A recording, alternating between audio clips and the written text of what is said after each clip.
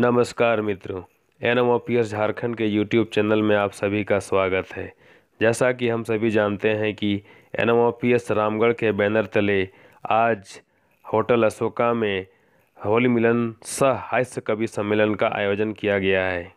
इस सम्मेलन में एनएमओपीएस के प्रांतीय अध्यक्ष श्री विक्रांत कुमार सिंह और कोषाध्यक्ष, संगठन सचिव आदि अनेकों एनपीएस कर्मी शामिल हुए। आइए देखते हैं इस सम्मेलन की कुछ मुख्य झलकियां।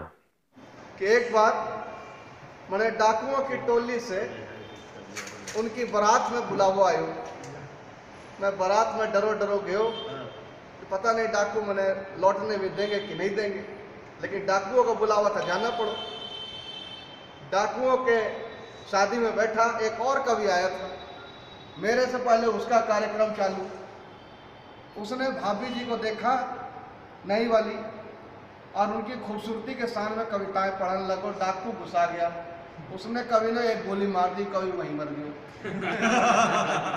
अब मुझे समझ नहीं आ रही मैं कौन सी कविता पढ़ूं।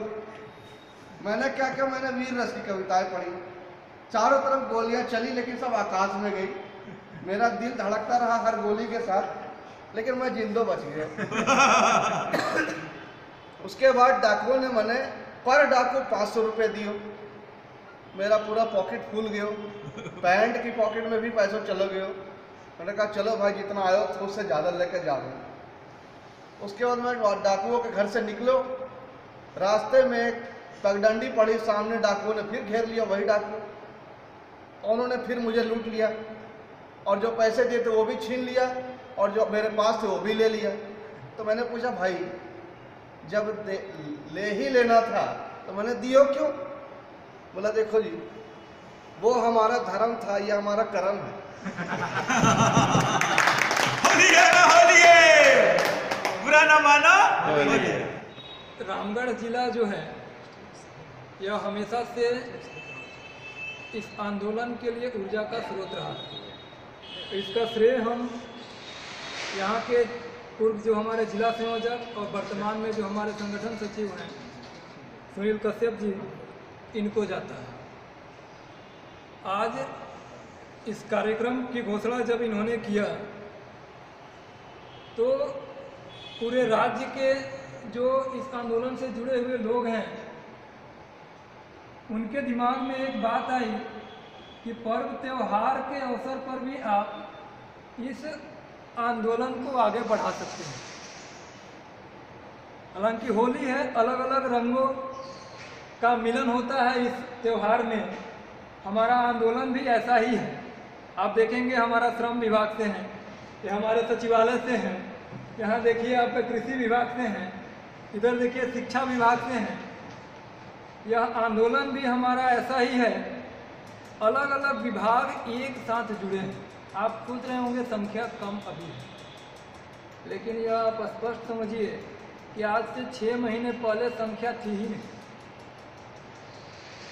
6 महीना में ही ऐसा हुआ कि रामगढ़ में हम आए अभी और यहाँ पर आपके कार्यक्रम में भाग ले रहे हैं। एकमात्र मंच है एनएमओपीएस, एकमात्र लक्ष्य है हमारा पेंशन बहाल कराना।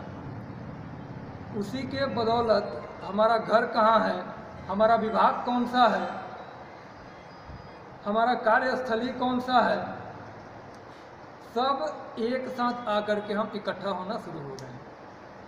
6 महीने 7 महीने के अल्पावधि में जब इतने सारे विभाग के कर्मचारी और अधिकारी एक साथ जुड़ सकते हैं तो निश्चित तौर पे हम सफल होंगे।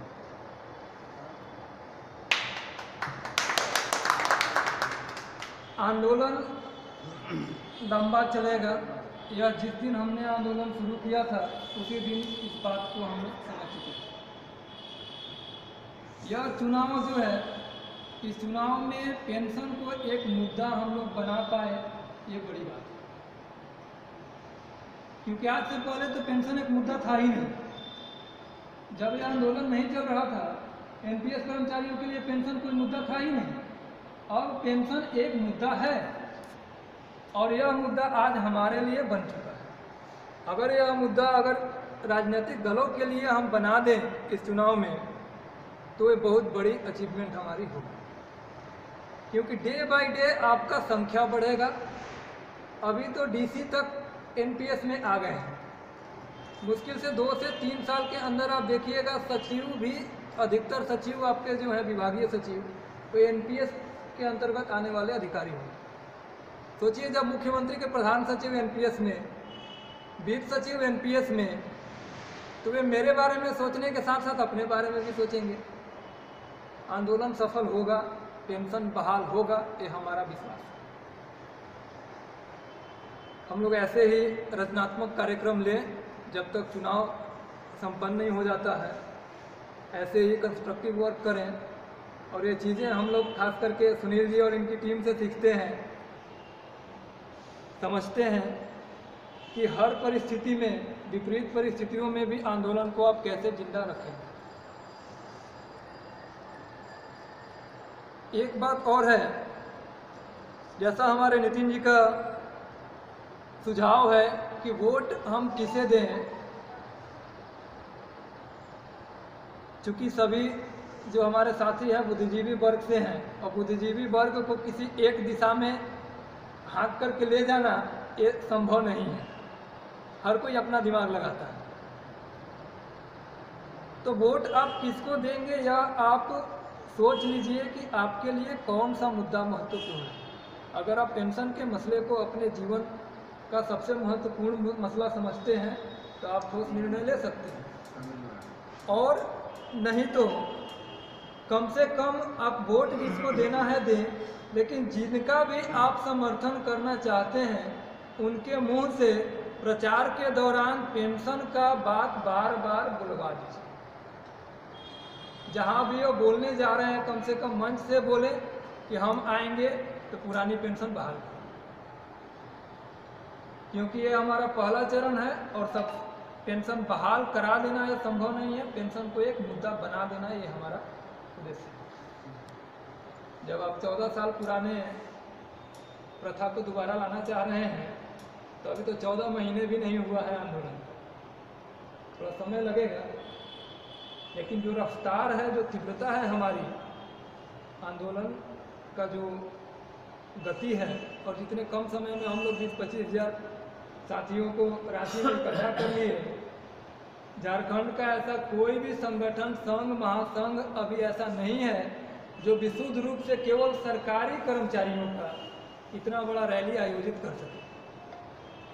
यह आप सबका जो दिन रात का मेहनत था, और मेहनत से ज़्यादा हम कहेंगे कि हमारा जो डिमांड है, जो मांग है, वो सबको एक जगह इकट्ठा करता है। या व्यक्ति विशेष कोई नहीं है, या हम हो या सुनील जी हो, हम लोग एक केवल माध्यम हम बन जाते हैं आपको बुलाने के लिए, एक जगह इकट्ठा करने के लिए। लेकिन इकट्ठा आप इसलिए हो रहे हैं क्योंकि जिस मुद्दे पे हम आपको बुला रहे हैं वो आपके जीवन से जुड़ा हुआ है, आपके भविष्य से जुड़ा हुआ है। इसलिए आप हमेशा एक बात ध्यान रखें, और ये हमें भी ध्यान रखना है कि लोग अगर हमारे साथ इस आंदोलन के साथ जुड़ रहे हैं तो वे पेंशन के लिए जुड़ रहे हैं, न कि हमारे नाम से जुड़ रहे हैं। और बहुत ही गंभीरता से आंदोलन को आगे लेकर के चलना होगा। जैसे जैसे आप मजबूत होंगे, आपका आंदोलन मजबूत होगा, वैसे वैसे आपके विरोधी विपक्षी भी खड़े होते जाएंगे। बहुत कुछ सोचना है और एक ही उद्देश्य मन में रखना है, आगे हम सफल होंगे। और पुनः रामगढ़ के हम अपने सभी साथियों को होली की बधाई देते हैं, और सुनील जी का इस विशेष कार्यक्रम के लिए इनका विशेष आभार। धन्यवाद।